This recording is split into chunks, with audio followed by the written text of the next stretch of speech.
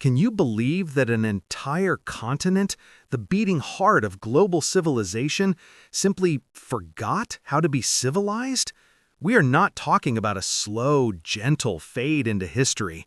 We are talking about a catastrophic, immediate failure of the human spirit so profound that they literally entered a millennium of shadows, a dark age that wiped the slate clean of progress and plunged millions into existential terror. This is the story they tried to bury.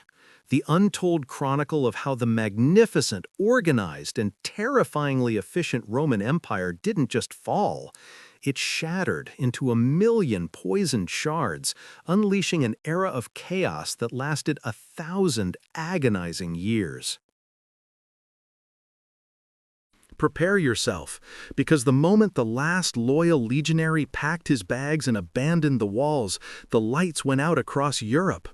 What followed was not a peaceful transition, but a brutal, desperate scramble for survival among the ruins, where the law was the sword and the future was written in ash.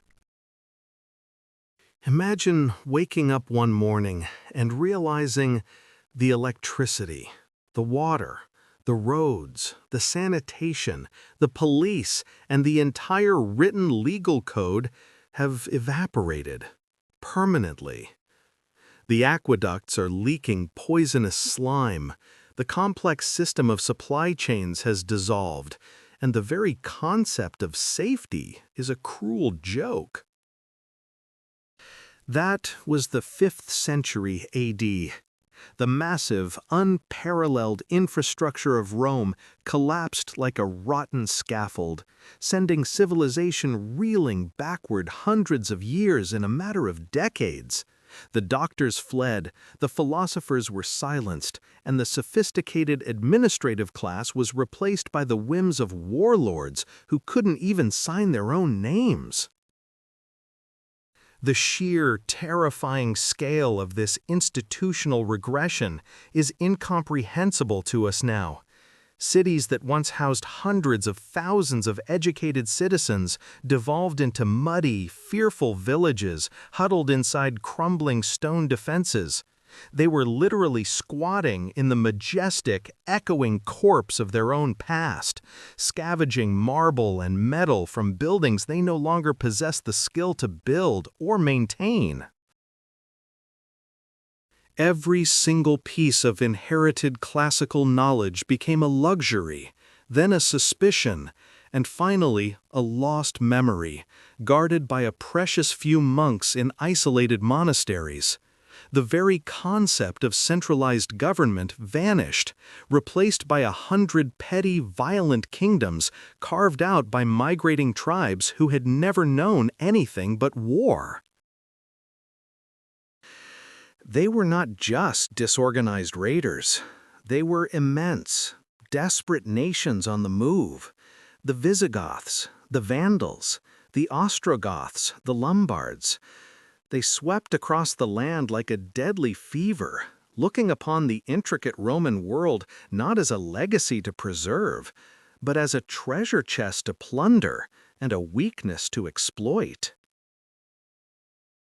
The final emperor of the West wasn't killed. He was given a small pension and told to go home.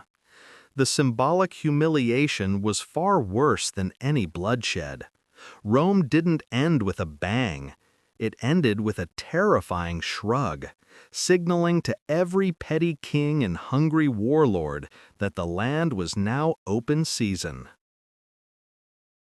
The old Roman elite, those who weren't immediately slaughtered or enslaved, retreated into massive, decaying villas, trying desperately to cling to their fading status, but the power had already shifted irrevocably. The land, the source of all real wealth in this new age of scarcity, belonged only to the strongest sword. This was the precise moment the infamous Dark Ages truly began, a period defined not just by lack of literacy, but by a crippling, pervasive fear that dictated every single decision. Fear of famine, fear of the next invasion, fear of neighbors, and the deep spiritual terror that God himself had abandoned them for their past decadence. Literacy rates plummeted, trade routes withered, and the population of the continent fell off a cliff. How did humanity crawl out of this abyss? How did the scattered fragments of learning survive the constant onslaught of ignorance and violence, hidden in the mud and the ruins? One institution, and only one, stood firm against the tidal wave of collapse: the nascent Catholic Church. While the entire governmental structure dissolved, the bishops maintained their authority in the old Roman cities, becoming the de facto municipal rulers, providers of charity, and, crucially, the keepers of the precious few surviving classical texts. Simultaneously, the other half of the Roman world, the glittering, powerful Eastern Roman Empire, centered in Constantinople, watched this tragedy unfold with a calculated horror. They considered themselves the true Romans, viewing the West as hopelessly lost territory, a wilderness that sometimes needed to be reclaimed, but mostly ignored for their own survival. The stage was now violently set. A fractured, brutal West ruled by tribal kings, anchored only by the growing, mysterious influence of the Church, and overshadowed by the silent, judging presence of Byzantium. This 1,000-year drama of survival, blood, and the agonizing rebirth of civilization starts right now. Get ready, because the true history of medieval Europe is far more brutal, shocking, and utterly magnificent than any fairy tale of knights in shining armor. We dive headfirst into the age of iron and blood. The air was thick with the dust of fallen marble and the stench of burning libraries. The final, pathetic whisper of the Western Roman Empire had faded in 476 AD, swallowed by the ambitious silence of Odoacer, a man who saw a crown and simply took it. But the empire didn't vanish, it metastasized, transforming into 1,000 screaming shards, each ruled by a warlord with a thirst for gold and a hammer for a heart. This was not a smooth transition of power. This was a demolition derby of civilizations, where the rules of law, governance, and even basic plumbing were jettisoned into the forgotten past. Imagine the terror. One generation speaking Latin and reading Cicero, the next struggling to find clean water or repair a road that had stood for 500 years. The vast, intricate network that defined Roman life, trade routes, tax collection, communication, shattered, creating isolated islands of desperation ruled by the strongest, most savage claimant. The grand Roman cities, once beacons of light and commerce, contracted violently, their populations fleeing the hunger and the brigands, retreating behind crumbling, makeshift walls. The urban centers became ghost towns, the majestic forums turning into muddy pastures where goats grazed among the broken statues of forgotten emperors. Literacy plummeted. The ability to read or write became a specialized, rare, and often dangerous skill, primarily confined to the few remaining monasteries. The intellectual light of the West was flickering, threatening to go out entirely, leaving Europe in a state of institutional amnesia. The Mediterranean, once Rome's bathtub, became a shark tank. In North Africa, the Vandals, led by their terrifying, cunning king Gaiseric, established a pirate kingdom fueled by terror. They didn't just conquer, they raided, turning the vital grain supply lines of the former empire into a highway of death, choking the very lifeblood out of Italy and the surviving East. The Vandals became the maritime scourge, capable of striking anywhere along the coast. creating an economic chokehold that starved the former heartland of its essential resources. But there was one man, one terrifyingly efficient general, who tried to resurrect the ghost of Rome. Theodoric the Great, ruler of the Ostrogoths in Italy. For a brief, shining moment, Theodoric managed the impossible. He governed. He protected the Roman Senate, restored aqueducts, and even dared to mint gold coins bearing his own majestic, barbarian face, attempting to rule Goths and Romans side by side. He was the ultimate fusion, a Gothic king wearing the toga of a Roman emperor, ushering in a period of relative peace and cultural revival in Italy that felt like a desperate, final gasp of the classical world. But even this golden twilight was built on a foundation of paranoia and steel. The moment his power was questioned, the Roman veneer peeled away, revealing the savage core beneath, culminating in the tragic, politically motivated execution of the philosopher Boethius, who wrote his seminal work, The Consolation of Philosophy, while awaiting his horrific end. This signaled that the age of reasoned thought was truly over. Stability was fleeting, and the sword was the only guarantor of peace. While the Goths squabbled and the Vandals plundered, a far darker, more enduring power was coalescing in the northern shadows, the Franks. These were not sophisticated Goths who admired Roman culture. These were brutal, pagan warriors from the Rhine frontier, wielding the Francisca, a terrifying throwing axe, and living by the sword.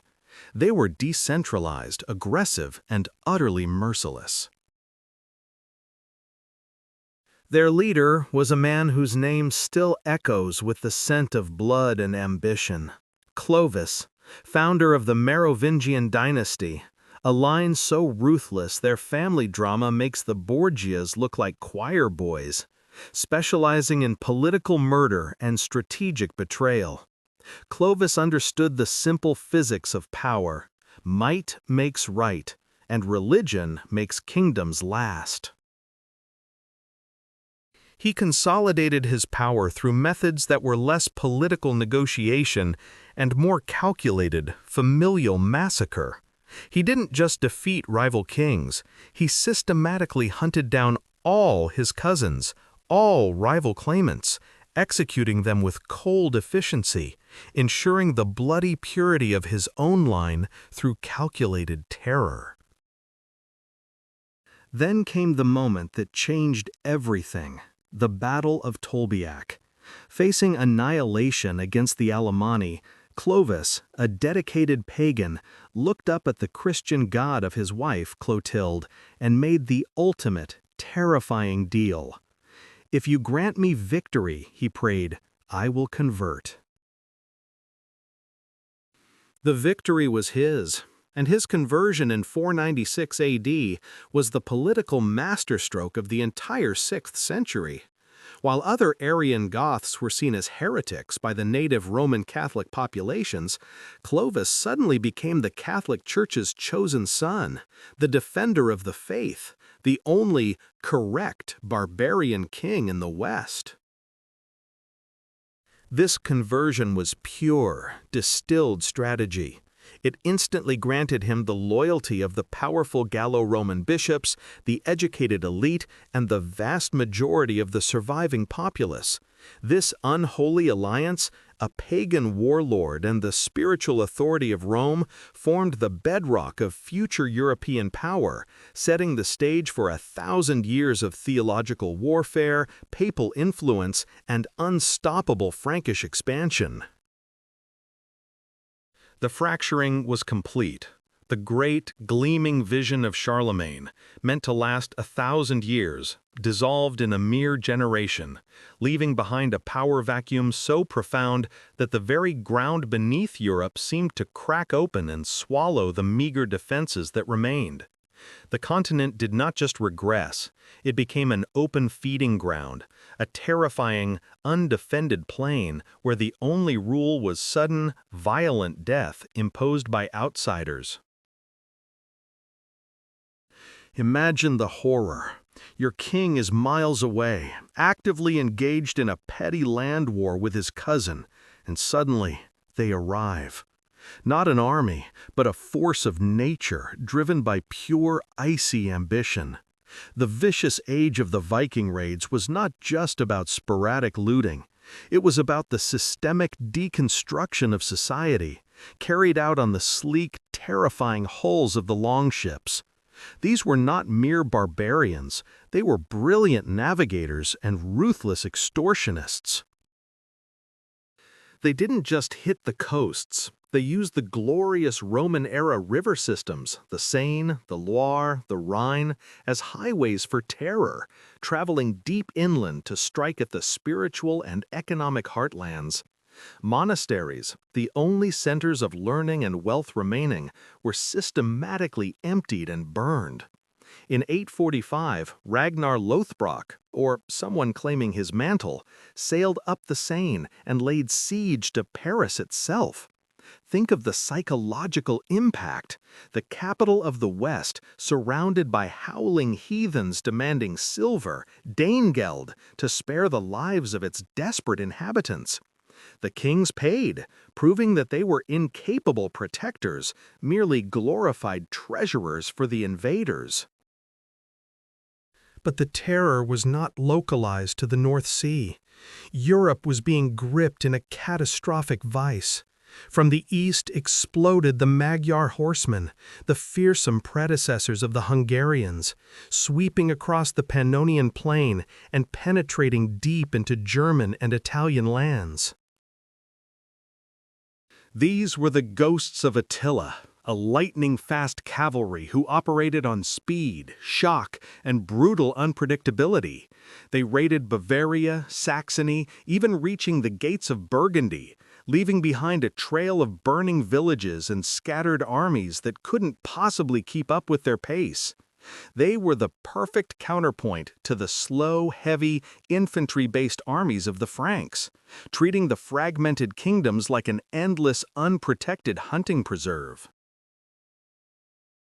And from the south, the Saracens, the highly organized, militarily superior forces of the Islamic caliphates, controlled the Mediterranean. They weren't just raiding North Africa, they were striking Italy, seizing control of Sicily and Corsica, and establishing fortified pirate bases on the mainland. They even managed to infiltrate the mountainous heart of the continent, establishing a terrifying stronghold called Fraxinetum in the Maritime Alps, from which they controlled vital mountain passes and harassed travelers for decades. The continent was besieged on all three fronts, a triple invasion that signaled the absolute, total failure of centralized kingship to provide the one thing the common person needed: security. This existential threat, this constant, paralyzing fear, is the true engine that built the Middle Ages. When the king fails, the local strongman steps up. This massive institutional collapse led to the desperate, brutal bargain we call feudalism. The common peasant, the farmer, the laborer realized the distant crown was useless. They didn't need abstract justice. They needed walls. They needed a sword on their doorstep. So they flocked to the nearest powerful landholder, a duke, a count, or just a particularly brutal local warlord, and traded their last vestiges of freedom for protection. The deal was simple and devastating. I will work your land, pay you taxes, and fight your endless wars. But when the Magyar cavalry sweeps through, you must promise that your walls will hold. This was the birth of the fief, the defining unit of the era, a localized economy and military system based entirely on this desperate contract of mutual obligation. Massive, sprawling empires were replaced by thousands of tiny, defenseless political fragments, each clinging desperately to the nearest source of military authority. The castle, initially just a rough wooden tower on a mound of earth, the Motte and Bailey, became the single most important structure in Europe, a literal monument to the failure of the government to control the open roads. But amidst this chaos, a single flame of ambition was trying to reignite the imperial concept. In the lands of East Francia, modern Germany, the dynasty of the Saxons was proving slightly more resilient than their cousins in the West. It was here that Otto, known forever as Otto the Great, decided he would not merely rule, but conquer the chaos.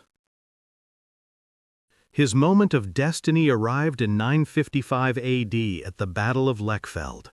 Facing the terrifying, supposedly unstoppable Magyars, Otto marshaled his heavy cavalry and smashed the eastern invaders utterly and completely.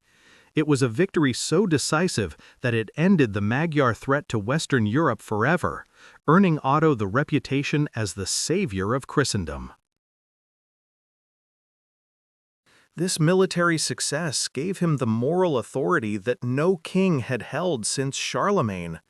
And like Charlemagne before him, Otto saw the ultimate prize dangling in the weakened, corrupt city of Rome. He marched his army south, intervened in the petty squabbles of the Italian aristocracy, and demanded his reward. It was a magnificent, audacious move, but it was also a ticking time bomb. By tying the spiritual authority of the papacy directly to the secular power of the German kings, Otto had just created the ultimate, catastrophic flashpoint for the next 500 years, the inevitable, devastating struggle for supremacy between the emperor and the pope. The coronation of Otto the Great was meant to be the glorious resurrection of order, the return of the Golden Age after 5 centuries of apocalyptic, screaming chaos. Instead, it was merely the planting of a time bomb beneath the entire continent, a historical tremor that would shake Europe to its very foundations for the next 500 years. They thought they had rebuilt Rome. What they actually built was a decentralized, terrifying Frankenstein's monster known as the Holy Roman Empire, a sprawling collection of fiercely independent dukes and bishops held together only by the sheer, unadulterated will of the Saxon dynasty. Otto had inherited the right to appoint the very spiritual leadership of the realm, the power of investiture, a power that made the bishops, the wealthiest, most powerful men in the entire realm, utterly dependent on the emperor, not the pope. This terrifying blend of secular and spiritual authority was an abomination to the growing forces of reform within the church. The papacy, often still a pathetic pawn controlled by local Roman gangs or the immediate threat of the emperor's army, suddenly realized the full, catastrophic nature of the spiritual compromise they had made. They were slaves in their own house. The stage was set for the greatest, most devastating institutional conflict in the history of the West. But the counterattack was already brewing in the quiet corners of Europe, a silent, disciplined, and absolutely ruthless revolution originating in the unassuming French monastery of Cluny. This was the Cluniac reform movement, an internal earthquake designed to purge the church of all earthly contamination, to make it untouchable, pure, and terrifyingly independent of any king or emperor. Their demands were simple, yet radical enough to trigger civil war: absolute priestly celibacy, stamping out the horrific practice of simony, the buying and selling of sacred offices like cheap trinkets, and most importantly, the end of all secular investiture. No king, no matter how holy or Roman, could touch the sacred symbols of spiritual power. The Cluniacs seized the papacy itself, installing a series of militant, iron-willed popes who looked upon the emperor not as a protector, but as the ultimate profane tyrant that needed to be brought low. The air was thick with gunpowder, the fuse burning rapidly towards the inevitable explosion. The man who struck the match was Pope Gregory VII. Gregory was a man chiseled from granite, utterly convinced of his own divine mandate to rule the world, both spiritually and temporally. He saw the Holy Roman Empire as a kingdom that needed to be subjected, utterly, to the throne of St. Peter. On the imperial side stood Henry IV, young, fiercely arrogant, and inheriting the toxic political legacy of Otto. Henry viewed the appointment of bishops not as a religious duty, but as the fundamental pillar of his entire political and military power structure. Without the loyalty of the imperial bishops, the empire dissolved into warring duchies. He knew that surrendering investiture meant surrendering the crown itself. Gregory, fueled by righteous fury, issued his terrifying decree, the Dictatus Papae. This document was so breathtakingly absolute, so radical, that it claimed the Pope had the power to depose emperors, to judge all men, and to have his judgments judged by no one. It was the ultimate, defiant declaration of war against the established order, a historical proclamation that instantly elevated the Pope above every terrestrial monarch on earth. The inevitable clash came screaming into reality over the Archbishopric of Milan. Henry IV, desperate to maintain his power, defied Gregory and appointed his own man. The Pope's response was immediate and world-shattering. He excommunicated Henry IV, the King of the Romans. Excommunication in the 11th century was not just a religious slap on the wrist, it was a political, military, and existential annihilation. It instantly invalidated all oaths of loyalty sworn to Henry, freeing every single duke and count within the empire to raise the banner of rebellion, instantly plunging the entire Holy Roman Empire into a horrific, bloody civil war orchestrated directly from the Lateran Palace in Rome. Suddenly, the most powerful man in Europe found himself utterly alone, his dukes abandoning him, his kingdom dissolving, facing deposition and eternal damnation. The terror of divine wrath drove him to a single, desperate, world-stopping act of submission. Henry IV had to cross the frozen Alps in the dead of winter, not as a glorious emperor, but as a penitent beggar, seeking forgiveness from the man he had just tried to depose. His destination? The heavily fortified mountain castle of Canossa, where Pope Gregory VII was staying. Outside the castle gates, the Pope made him wait. For 3 agonizing, world-stopping days in January 1077, the King of the Romans stood in the biting snow, dressed in the sackcloth of a penitent, barefoot, starving, begging for the Pope to lift the terrible curse. This was the ultimate, profound humiliation, a moment so deep it changed the very nature of power forever. Gregory eventually relented, but the damage was done. The image of the emperor kneeling in the snow became the symbol of papal supremacy, a lesson hammered home with cold, brutal precision. God's vicar held the ultimate leash, and the kings were merely dogs, utterly subject to the spiritual master. But this was not the end of the war. It was the beginning of a blood feud that would rage for generations. Henry IV, once forgiven, immediately regrouped, exacted a brutal revenge, and marched his armies on Rome, installing an anti-pope and driving Gregory VII into exile. The victorious Pope of Canossa died defeated in Salerno, famously proclaiming, "I have loved justice and hated iniquity." Therefore, I die in exile. This struggle, the horrific, devastating investiture contest, would rage for another 50 years, tearing apart the social fabric of Germany and Italy, resulting in endless civil wars and the proliferation of castles built by warring lords exploiting the chaos created by the Pope and the Emperor battling over the soul of the medieval world. The center could not hold.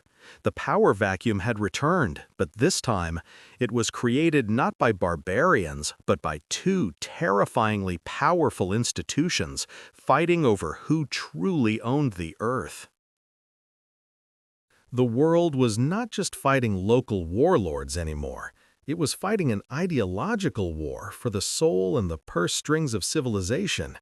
The two titans, the supposed successor of Caesar, the Holy Roman Emperor, and the spiritual voice of God, the Pope, had unsheathed their blades in a confrontation so profound it defined the ensuing centuries of European torment. This was not a border skirmish. This was a battle for absolute ownership of reality itself, a 1,000-year conflict encapsulated in a single, terrifying question: who gets to choose the bishops? The sheer wealth and political control held by the church was staggering.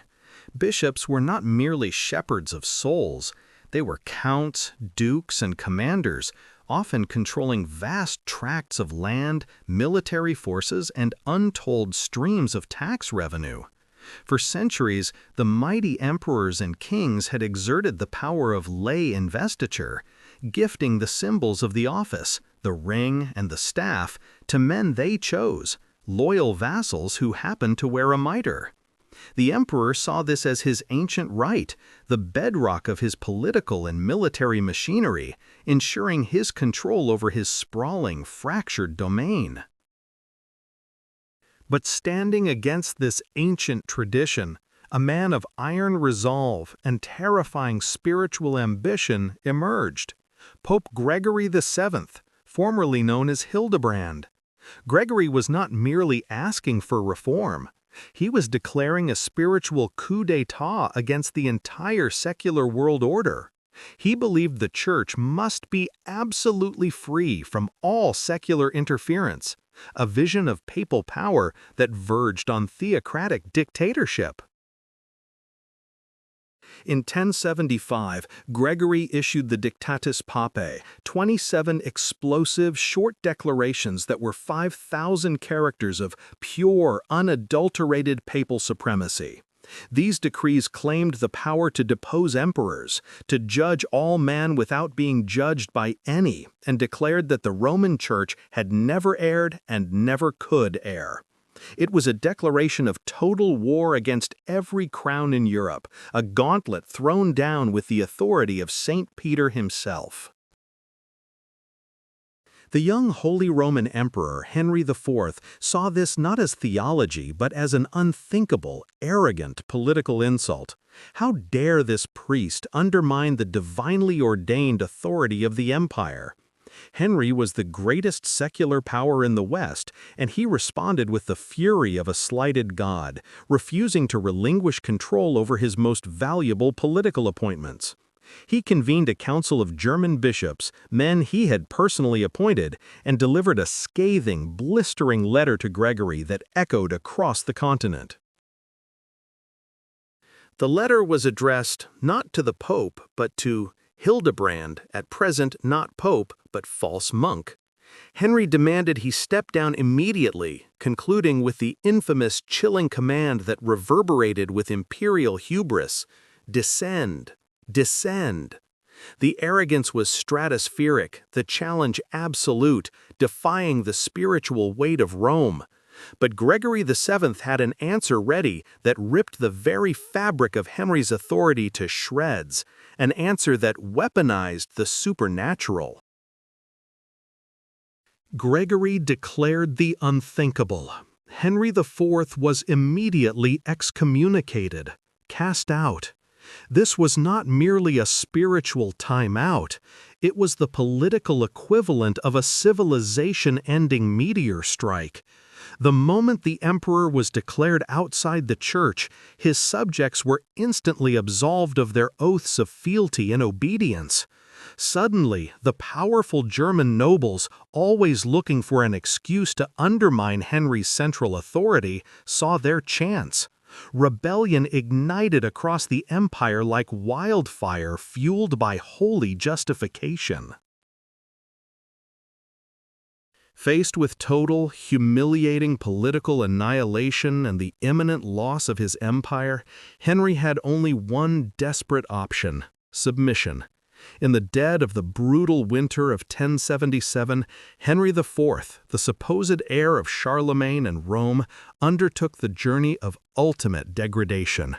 He crossed the frozen Alps, exposed and vulnerable, with only a small retinue, rushing towards the fortress of Canossa in northern Italy, where Pope Gregory was staying under the protection of the powerful Countess Matilda. When he arrived, the gates remained locked. Gregory was not a fool. He was testing his enemy, twisting the knife of political necessity and maximizing the spiritual theater.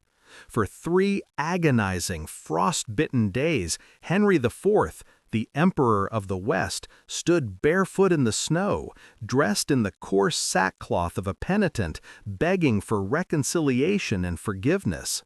The man who commanded armies and ruled millions was reduced to a shivering spectacle of political desperation, performing the ultimate act of submission for the world to see. Finally, Gregory, recognizing the immense political danger of pushing the greatest secular power into utter ruin and perhaps creating an unmanageable martyr, lifted the excommunication. Henry had survived. The Pope had won the spiritual victory, showcasing the terrifying, absolute power of the papacy to humble even emperors and bend the wills of kings. But the submission was merely a tactical retreat, a feigned truce born of necessity, not true spiritual repentance. Henry IV left Canossa with a burning hatred in his heart, his imperial pride forever scarred by the snow and the sackcloth.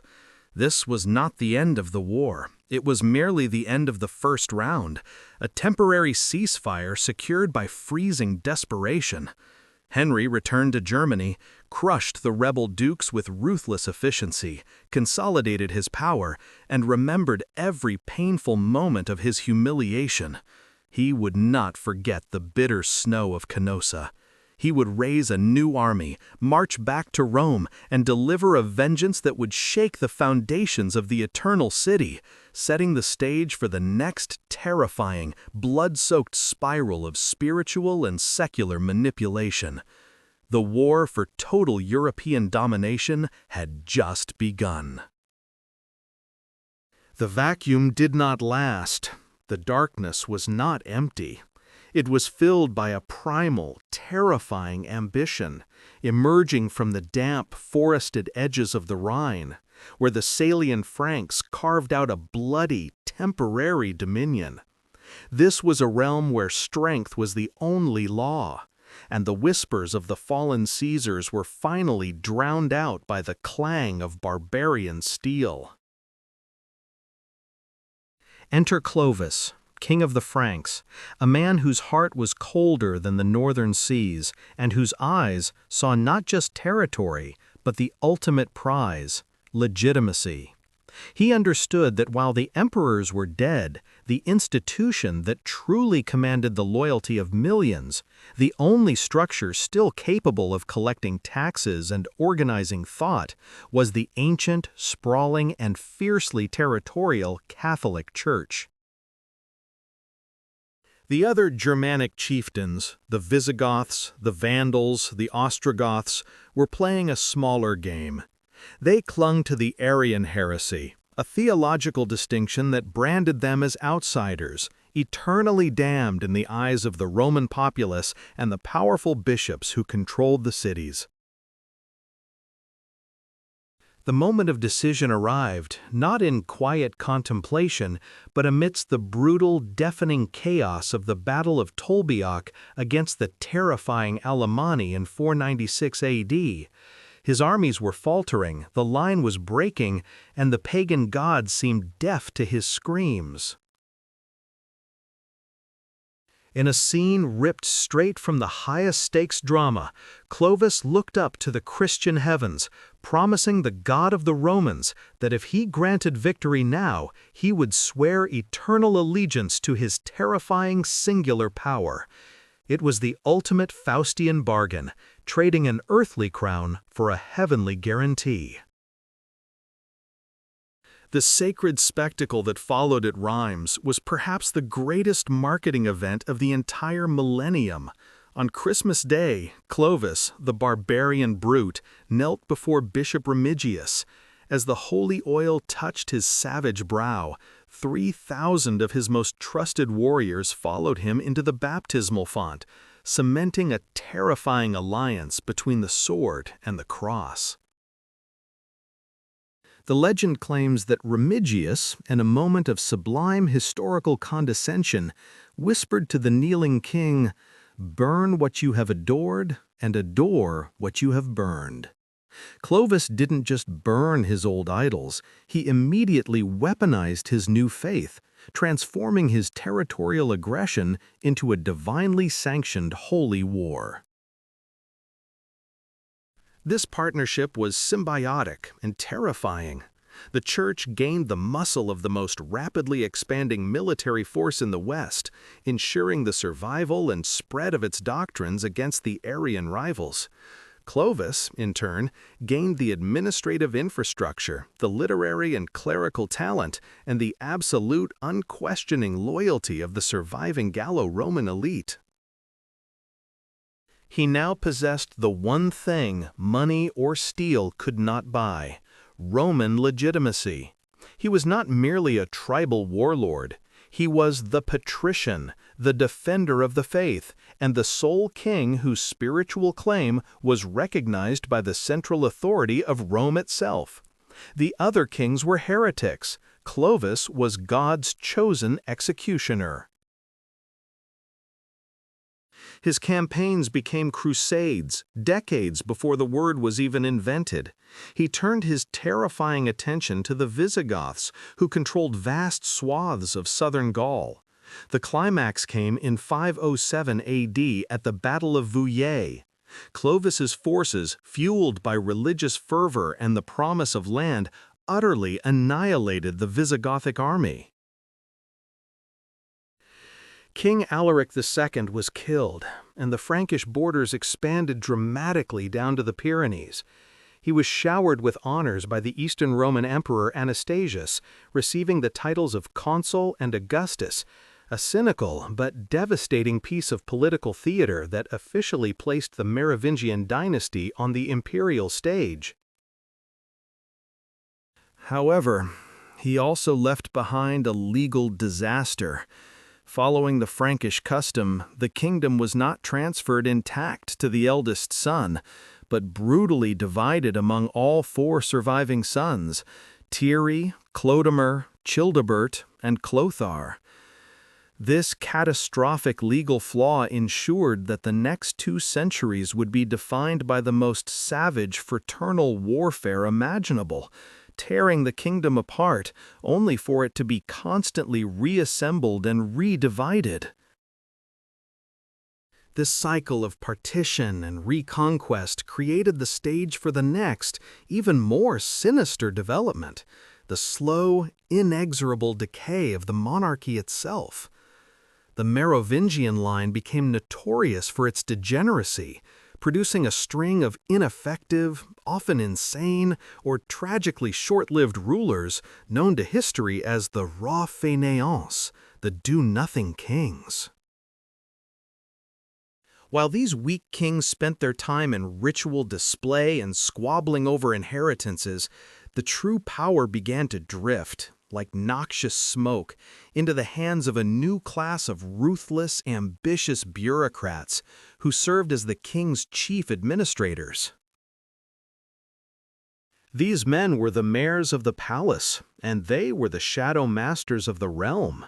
They controlled the treasury, commanded the armies, and held the keys to the kingdom, while the titular kings were reduced to ceremonial figureheads, dragged out once a year on an ox cart to wave at the peasantry. The greatest prize in the early medieval world was no longer the crown, but the office of the mayor. And the families who ascended to this position, the Arnulfings and the Pippinids, were about to unleash a dynastic coup that would redefine European history and bring forth the greatest warrior of the Dark Ages. The stage was set for Charles Martel, the Hammer of God, and the final, brutal takeover of the Frankish throne. The Merovingian dynasty, the supposed heirs of Clovis, had become a rotten joke, a fading memory of forgotten glory. Their kings were now nothing more than long-haired puppets, paraded on ox carts for ceremonial appearances before being whisked back into their gilded cages. They were the rus fainéants, the do-nothing kings. And the true destiny of the Frankish realm lay not with their thin royal blood, but with the brutal, pragmatic hands of the men who ruled in their name, the mayors of the palace. This institutional decay was the fertile ground from which a true monster of administration and warfare would sprout. Charles Martel, whose father Pippin II had already set the stage for this coup by consolidating the Austrasian and Neustrian factions, was not born into easy power, but seized it through blood and fire. When Pippin II finally drew his last breath, the Frankish kingdom immediately exploded into a terrifying civil war, a familiar pattern of self-destruction that had plagued Europe for centuries. Martel, surprisingly, was immediately thrown into a dark, suffocating prison by his stepmother Plectrude, who sought to keep the power for her infant grandson. She thought she had neutralized the greatest threat, but she had merely caged a hurricane. In 715 AD, in an escape worthy of epic legend, Martel broke free from his chains and walked out of the darkness of Cologne, instantly rallying his loyalists and turning the civil war into a deadly personal vendetta. But as Charles finally sat atop his hard-won, bloody perch, a shadow longer and darker than any internal strife was stretching rapidly across the Pyrenees Mountains. The Umayyad Caliphate, a force of history that had already devoured the entirety of North Africa and shattered the mighty Visigothic kingdom of Iberia, was now knocking on the door of Gaul itself. These weren't mere raiders or transient invaders. This was an existential tidal wave of disciplined, professional soldiers, driven by both religious fervor and geopolitical ambition to claim the wealth and land of the fractured Christian West. The year was 721 AD, and the initial devastating breach had already occurred, sending shockwaves across the continent. Al-Sam laid siege to the vital city of Toulouse, trapping Odo and his forces in a desperate, suffocating chokehold. For 6 long months, the city held, clinging to life by a thread, while Odo frantically gathered every available man he could muster from the desperate corners of his duchy. Just as the defenders were about to break, Odo launched a furious, desperate counterattack that stunned the besiegers. The resulting Battle of Toulouse was an absolute slaughter, catching the Umayyad forces completely off guard and killing General Al-Sam himself in the chaotic retreat. He understood the scale of the threat better than anyone, realizing that one lucky defeat would not stop an empire. The Umayyads did not forget this humiliation. They merely replaced their fallen general and began preparing a second, much larger, truly apocalyptic invasion designed to crush every last remnant of resistance. The new commander, Abd al-Rahman al-Ghafiqi, learned from al-Sam's mistakes and meticulously assembled an army that was not just powerful, but overwhelming in its disciplined cavalry and sheer scale, a force built for conquest, not just raiding. Over the next decade, while Martel continued his internal campaigns, securing the borders and, critically, confiscating massive amounts of church land, a risky, blasphemous move to fund his increasingly professional, non-feudal army, the tension mounted into a fever pitch. This period of quiet preparation was the slow, agonizing winding of a cosmic clock toward disaster, building an army capable of facing armored cavalry on an open field. In 732 AD, the hammer finally dropped. Al-Ghafiqi's colossal army swept through the Pyrenees, not stopping for sieges this time. They bypassed Toulouse, tearing into Aquitaine with a focused, destructive fury never before seen in Western Europe. Odo, the hero of 721, was utterly annihilated at the Battle of the Garonne River, his army scattered to the wind. That man was Charles Martel. Odo, humbled, ruined, and terrified, threw himself at the feet of his longtime rival, begging for aid, sacrificing his pride for the survival of the continent. Martel, ever the realist, agreed, but the price was absolute fealty. Odo's independent power was over, absorbed entirely into the Carolingian war machine. The Umayyad army, swollen with plunder and confidence, marched deep into Frankish territory, their sights set on the immense spiritual and material wealth stored in the great Christian basilica of St. Martin of Tours, a symbol too important to ignore. The fate of Western Europe, the very continuation of a Christian identity, now hung entirely upon the strategic genius and fighting prowess of the one man who had foreseen the cataclysm, Charles Martel. The stage was set for the defining, terrifying confrontation known to history as the Battle of Tours. The year 732 AD was not just a date on a dusty parchment. It was the final countdown for a continent teetering on the edge of oblivion. The Umayyad force, a thunderclap of disciplined cavalry forged in the unforgiving deserts, had already swallowed Spain whole and were now breathing down the neck of Gaul. Their commander, Abd al-Rahman al-Ghafiqi, was a general of proven, terrifying capability, seeking not just plunder, but total, irreversible conquest, aiming for the heartland of Christendom itself. Charles the Hammer understood the odds were a joke whispered by the Grim Reaper. His army was not the professional legion of old Rome. It was a desperate, untested amalgamation of Frankish and Germanic tribesmen, relying on raw courage and faith, not sophisticated logistics or endless supply lines.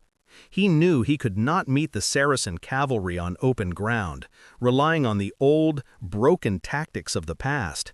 That was certain, instant suicide.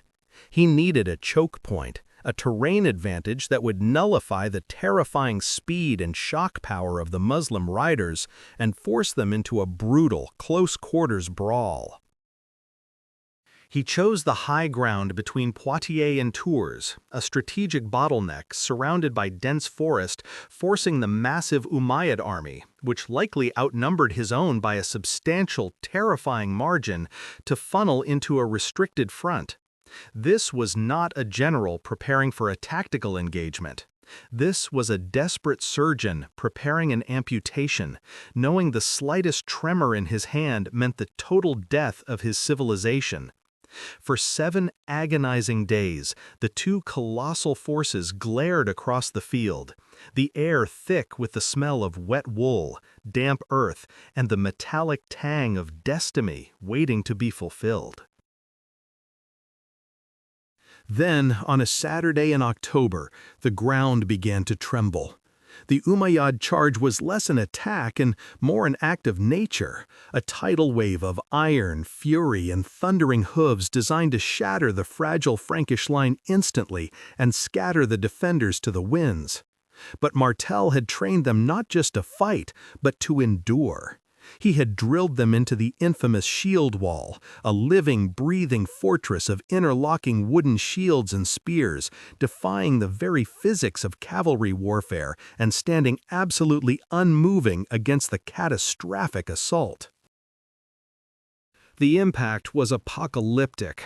Imagine the sound, the sickening crunch of wood against bone, steel screaming against steel, the desperate war cries swallowed by the sheer deafening roar of tens of thousands of men fighting for the soul of the future. The Saracen horsemen, usually able to slice through lesser infantry like a hot knife through butter, found themselves crashing into a wall that refused to break, a human barrier of unflinching Germanic savagery.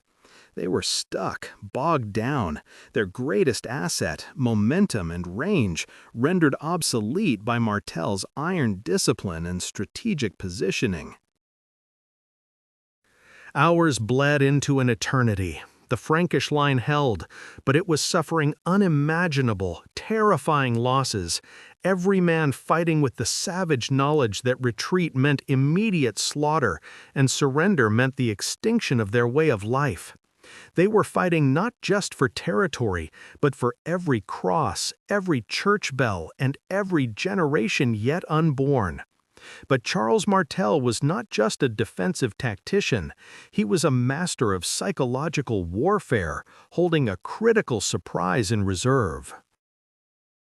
While the main line endured the ceaseless hammering, he deployed a small, lightning-fast cavalry unit, the very troops he had painstakingly assembled and trained, to execute a wide-flanking maneuver. Their objective was audacious, almost suicidal.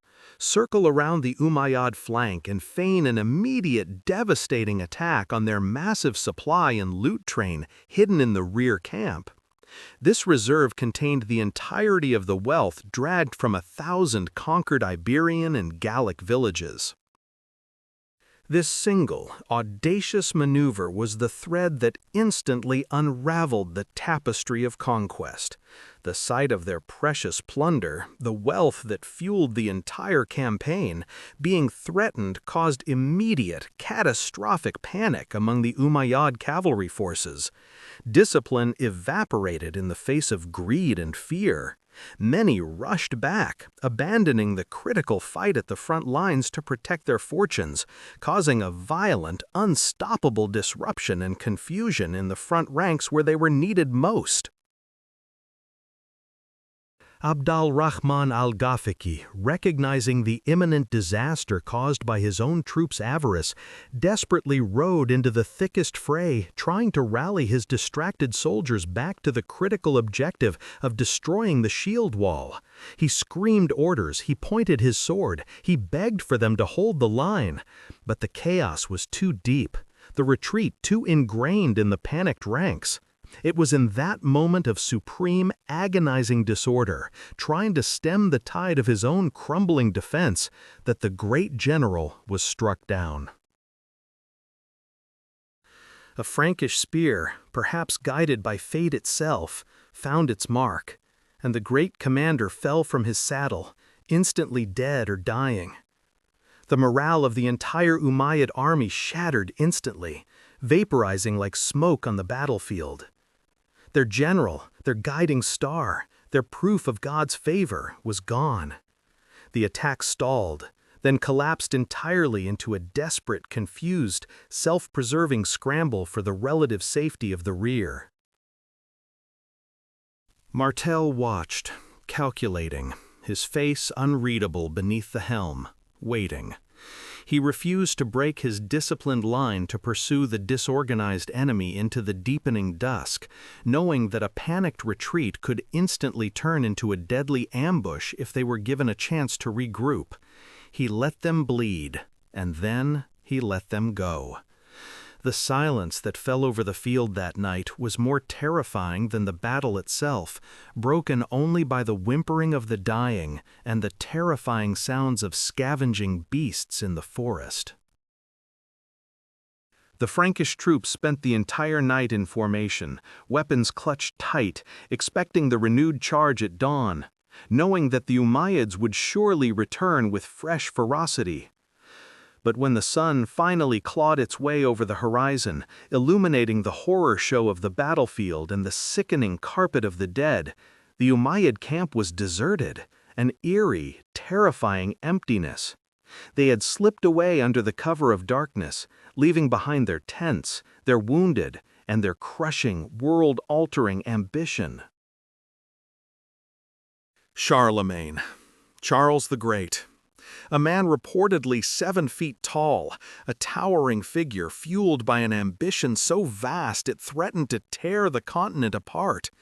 His life was war, his goal absolute unification under the banner of the cross, enforced by the chilling glint of the Frankish battle axe. He demanded obedience, and if you refused, his massive armies delivered oblivion.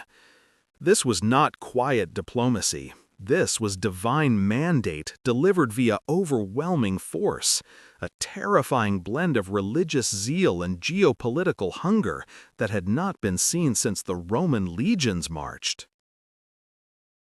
The Frankish kingdom, already vast, began to expand like a catastrophic storm front. First, the Aquitanians were subdued.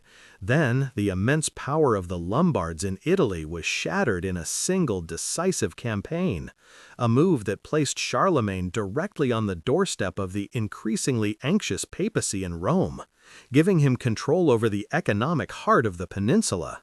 He wasn't just conquering territory, he was collecting crowns, claiming the legitimate inheritance of the fallen Western Empire, one bloody victory at a time.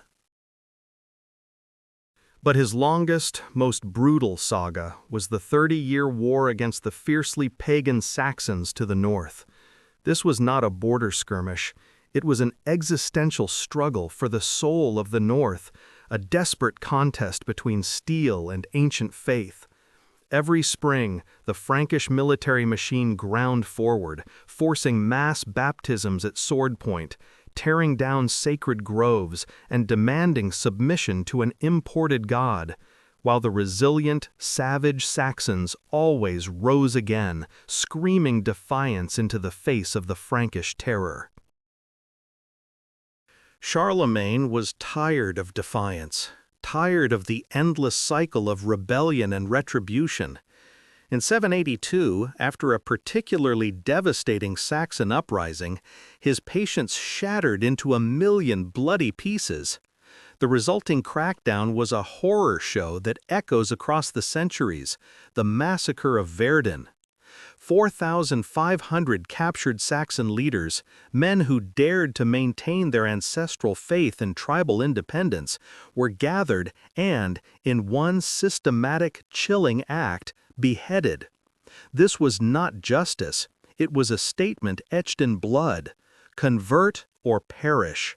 The message was received, absolute and terrifyingly final, demonstrating that Charlemagne's piety was inseparable from his capacity for overwhelming violence. While the Saxon lands were being cemented with iron and coerced faith, a different kind of prize beckoned to the east, the legendary wealth of the Avars. These were the mounted nomads who had established a massive, heavily fortified ring deep in modern Hungary. For generations, the Avars had raided and hoarded incredible wealth, stealing gold and treasure from across Europe and the Byzantine East. Charlemagne didn't just defeat them, he dismantled their entire power structure, shattering the ring and pouring unimaginable plunder, literally rivers of gold and silver, back into the Frankish treasury in what was perhaps the greatest single transfer of wealth in the early Middle Ages. This infusion of staggering wealth fueled the next phase of his reign, a phase that seemed to contradict his military brutality.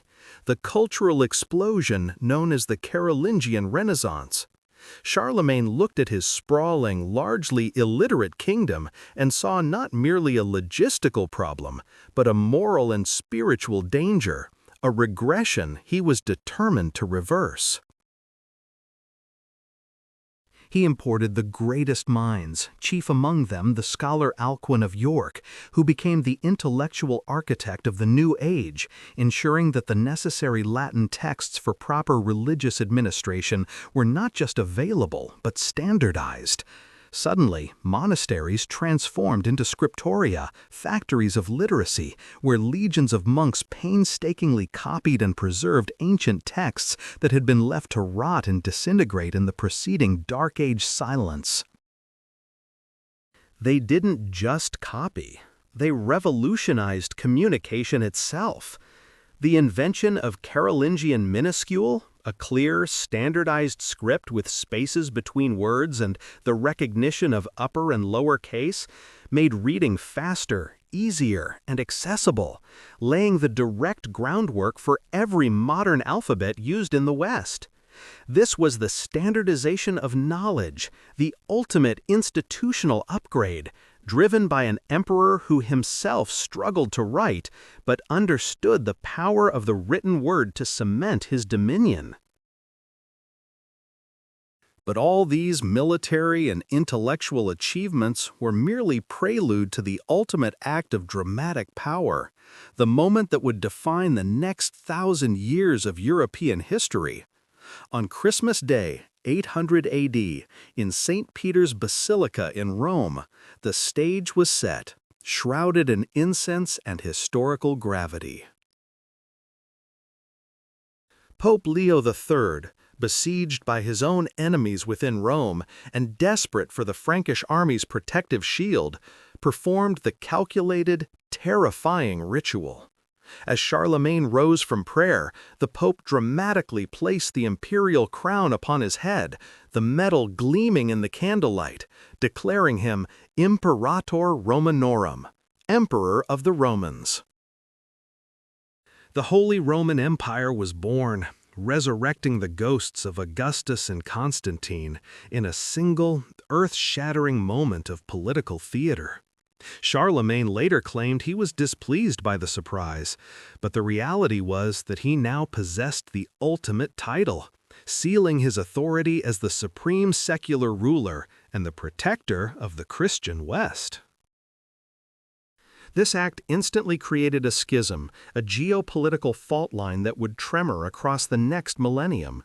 The Byzantine emperor in Constantinople was furious, viewing this Frankish barbarian as a usurper of the legitimate Roman mantle. Two Romes, two emperors, two competing claims to universal Christian dominion. The stage was now set for 1,000 years of desperate, bloody scrambling for true supremacy between West and East, between papal authority and imperial power. The colossal figure of Charlemagne had single-handedly dragged Western Europe out of the abyss, but the weight of the crown he wore would soon crush the very foundations he had built, unleashing a fresh wave of chaos that nobody could have predicted.